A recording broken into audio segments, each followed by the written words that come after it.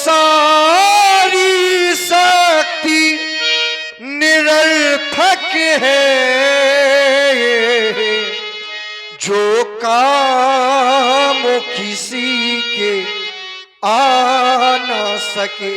अरे क्या लाभ है उस धन का जो केवल संपूर्ण जीवन कमाया इस शरीर को सुंदर बनाने के लिए कि धन होगा तो हमारा जीवन कुशलता से यापन होगा, फिर उसी धन को इसी शरीर में लगाने के बाद व्यक्ति के हाथ में केवल पश्चाताप रह जाता है।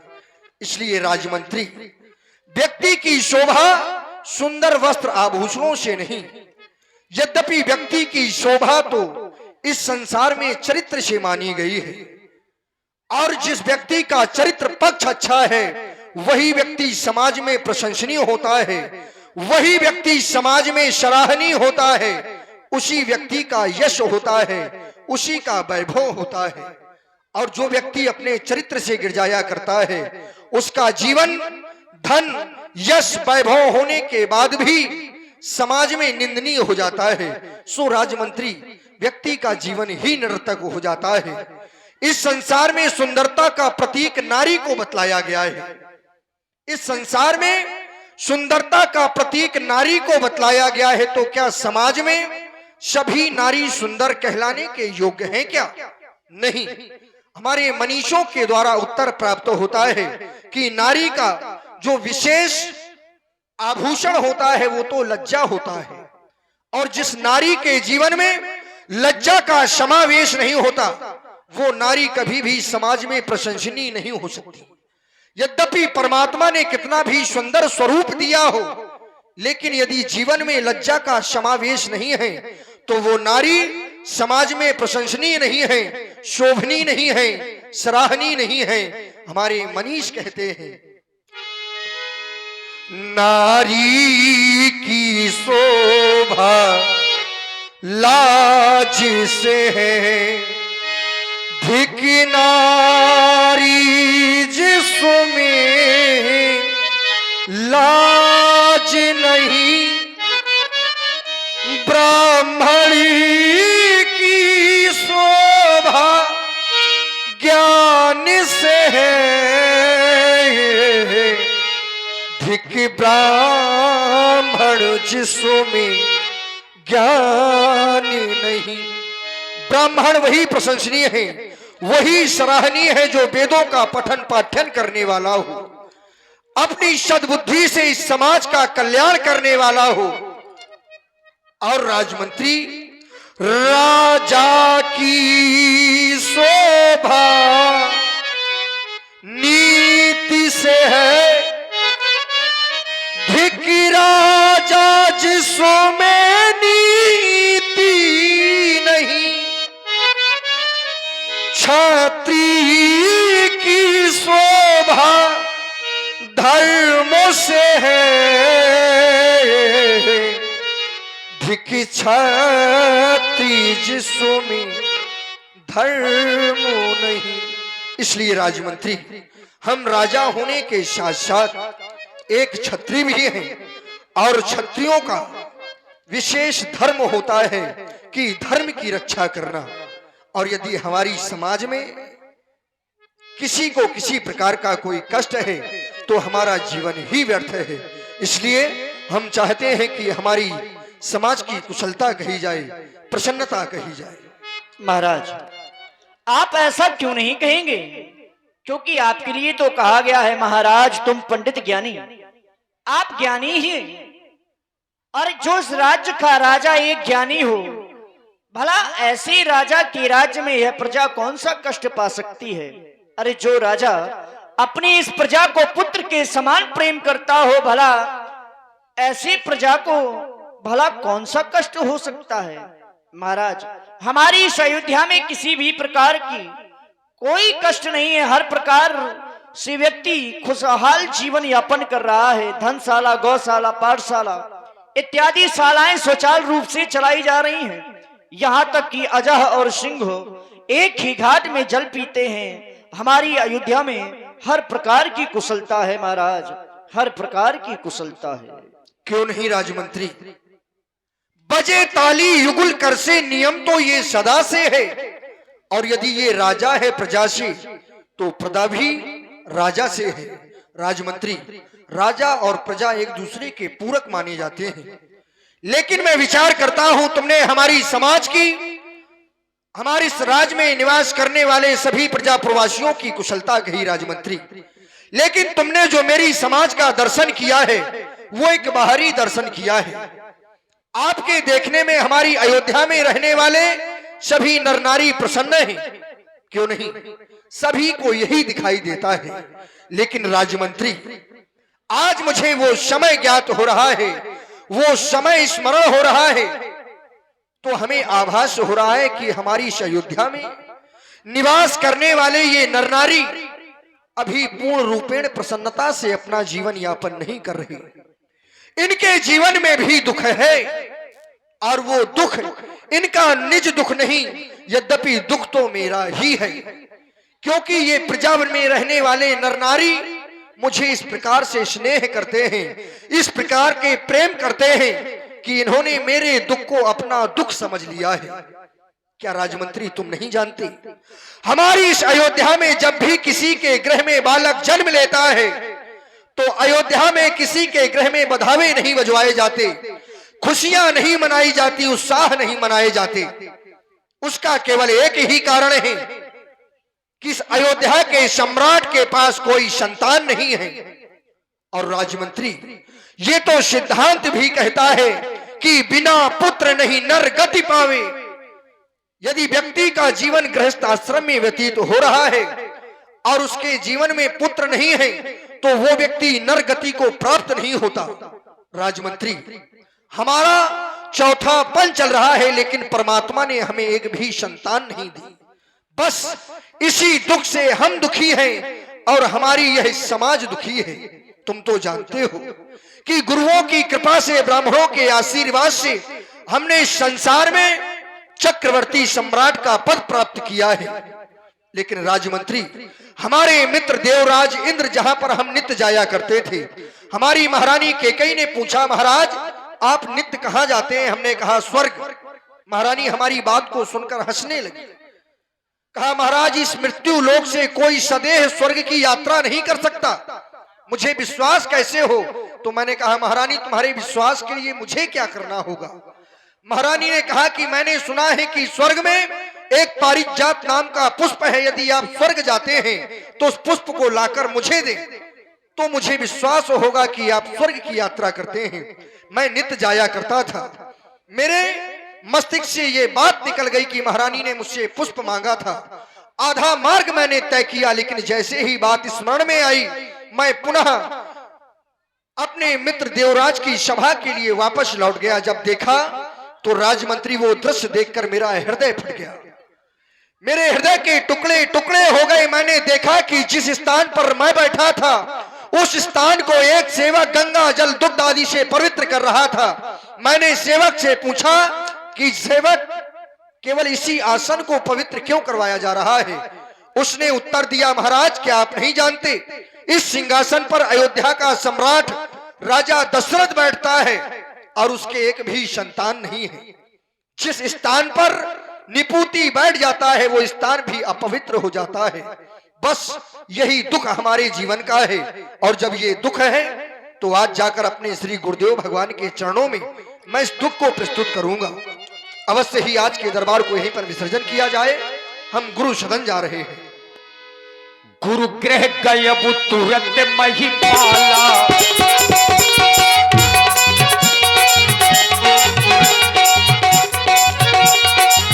गुरु ग्रह गयब तुरंत महिपाला, गुरु ग्रह गयब तुरंत महिपाला, चरण लाग करी विनय विशाला।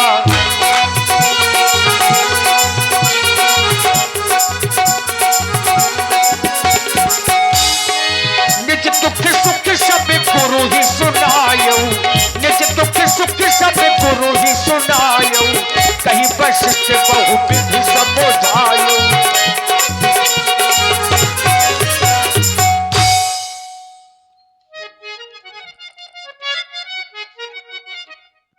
गुरुर् ब्रह्मा गुरुर् विष्णु गुरुर् देवो महेश्वरा गुरुर् साक्षात परब्रह्म तस्मै श्री गुरुवे नमः। इस संसार में गुरु की महिमा तो विशेष बताई गई है। यदि संसार में व्यक्ति का विरोध श्री गुरुदेव भगवान से है तो उसकी रक्षा इस संसार में परमात्मा नहीं कर सकता। और यदि वो परमात्मा भी रुष्ट है और हमारे निज गुरुदेव भगवान प्रसन्न हैं तो फिर वो परमात्मा भी हमारा कुछ नहीं बिगाड़ सकते। ऐसे श्री गुरुदेव भगवान के चरणों में, चरणों की सेवा में सामर्थ्य है। सो श्री गुरुदेव भगवान के चरणों में सेवक दशरथ का प्रणाम स्वीकार हो, प्रणाम स्वीकार हो। श्री गुरुदेव भगवान। हे मेरे नाथ,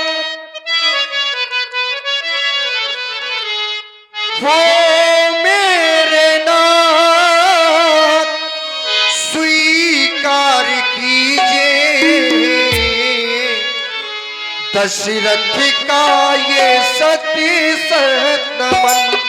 हो दशरथ का ये सती सत नमन। हे मेरे नाथ स्वीकार कीजिए दशरथ का ये सती सत नमन। हो दशरथ का ये सती सत नमन।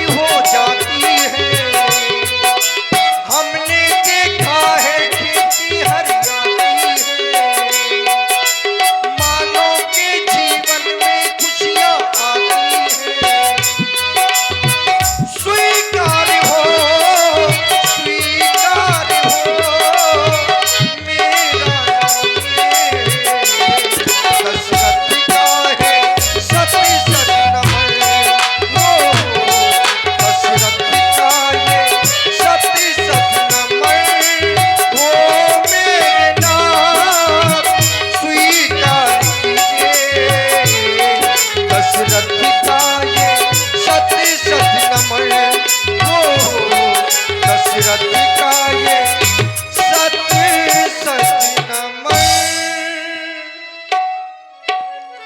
राजेंद्र, तुम्हारे जीवन में हम दीर्घायु एवं मंगल की कामना करते हैं।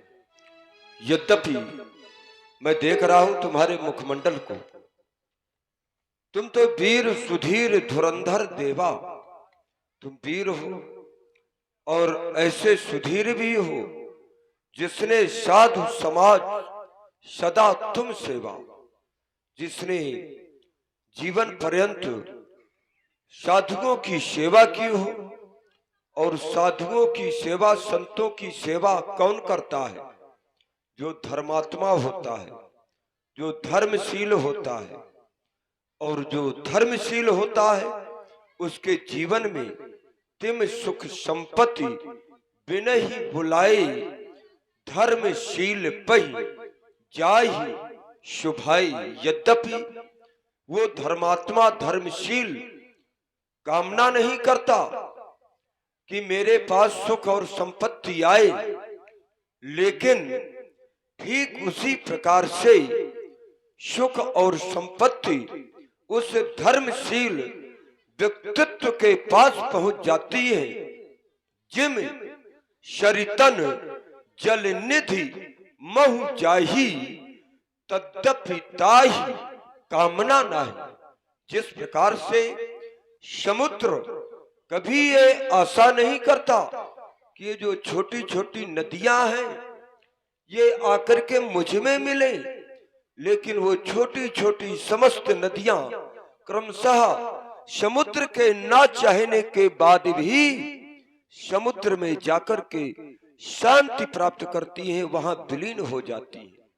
ठीक उसी प्रकार सुख और संपत्ति भी जब धर्मशील के पास पहुंच जाते हैं तो ये अपने आप को धन्य मानते हैं, लेकिन सुख संपत्ति से परिपूर्ण होने के बाद मैं तुम्हारे मुखमंडल की ओर जब देखता हूं तो पाता हूं जब जब गुरु सदन में आए तुम्हारा ये मुखमंडल कमल के सदृश खिलने वाला, वही मुखमंडल मलिनता को धारण किए हुए। क्या सुख संपत्ति में न्यूनता आ गई? कोई विशेष कारण है? कहो कहो क्या बात है राजन? अभी पूरा मैं कर दूंगा जिससे मुख प्रफुल्लित हो, वही सब यत्न मैं कर दूंगा। स्पष्ट करो, मैं जानना चाहता हूं। क्यों नहीं श्री गुरुदेव भगवान, आज आपके समीप आया इसीलिए हूं। आप देख रहे हैं मेरा चौथा पन चल रहा है, लेकिन मेरे जीवन में अभी तक एक भी पुत्र नहीं है। मुझे संतान सुख की प्राप्ति नहीं हुई देवता। बस मेरे ये जीवन का आज सबसे बड़ा दुख बन चुका है। और देवता, दुख बने क्यों नहीं, क्योंकि ये तो सिद्धांत भी कहता है कि बिना पुत्र नहीं नर गति पावे। यदि मेरा जीवन गृहस्थ आश्रम में व्यतीत हो रहा है और कोई संतान नहीं है, तो फिर क्या मेरे जीवन को भी नरगति प्राप्त होगी देवता? नहीं हो सकती। इसलिए देवता, मैंने क्या क्या नहीं किया। यहां तक कि एक नहीं, दो नहीं, तीन तीन विवाह किए, लेकिन न जाने मुझसे कौन सा ऐसा अपराध हो गया जो परमात्मा ने अभी तक मुझे एक भी संतान सुख से वंचित रखा है देवता। श्री गुरुदेव भगवान सुने।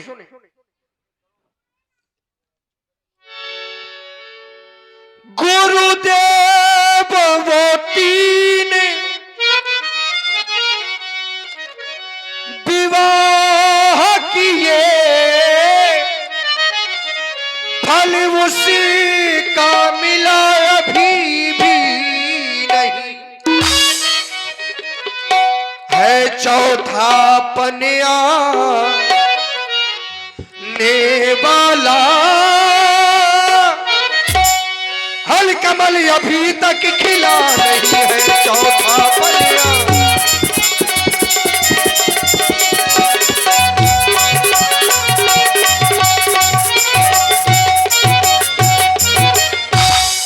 गुरुदेव न जाने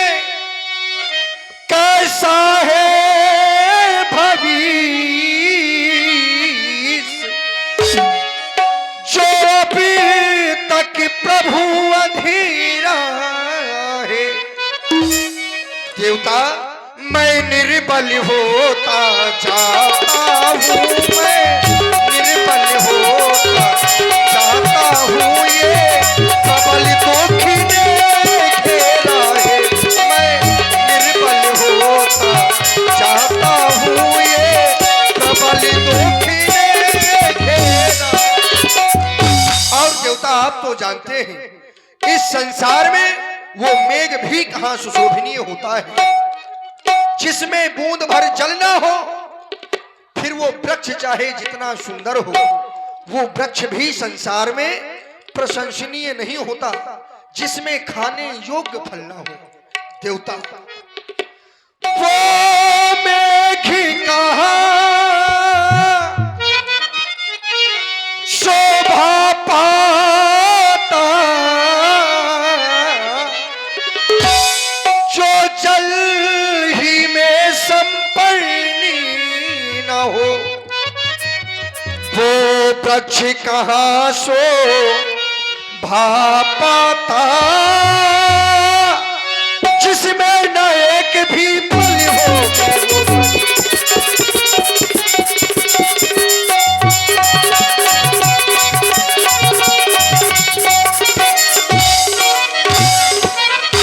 देवता पुत्र नहीं है तो ऐसा नहीं कि मैं 10-20 या बहुत से पुत्रों की कामना आपके समीप लेकर आया हूं। अरे मैं तो ये चाहता हूं कि मेरे बाद, मेरे ना रहने के बाद इस मेरी प्यारी अयोध्या में निवास करने वाली प्यारी प्यारी प्रजा का लालन पालन करने वाला इस सूर्यवंश से कोई तो हो, जो हमारे बाद हमारे नाम को बढ़ावे। देवता ज्यादा ना हो, बस एक ही हो।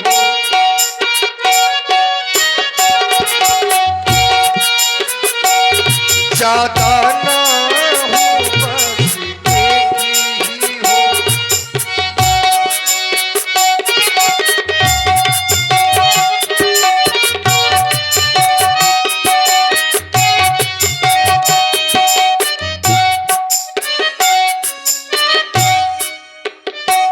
ज्यादा ना हो, बस एक ही हो, जिससे यह पंछी बढ़े अपना ज्यादा।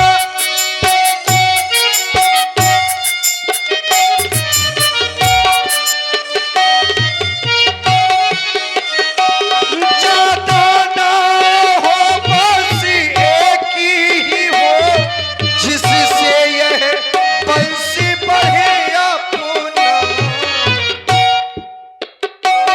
पितरों को भी तर्पण पहुंचे, पितरों को भी तर्पण पहुंचे, आगे को वंश बढ़े अपना।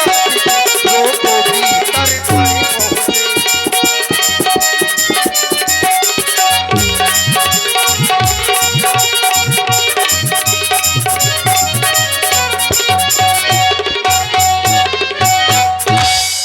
त्रेपन गे अब चौथा हो जाता, मोही पुत्र नहीं दीन विधाता। मुझे परमात्मा ने एक भी संतान नहीं दी। बस यदि आप चाहें, आप जैसे गुरुओं की कृपा हो जाए तो क्या से क्या हो जाएगा। देवता गुरुदेवो अगर तुम चाहो तो,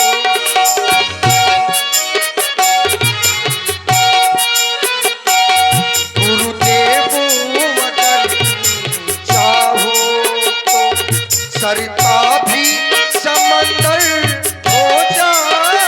गुरुदेवो अगर तुम चाहो तो, सरिता भी समंदर हो जाए। गुरुदेवो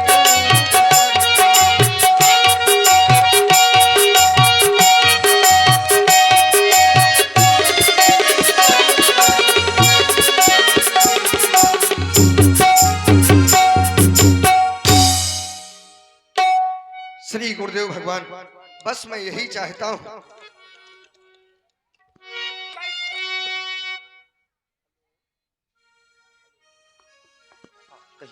कही बस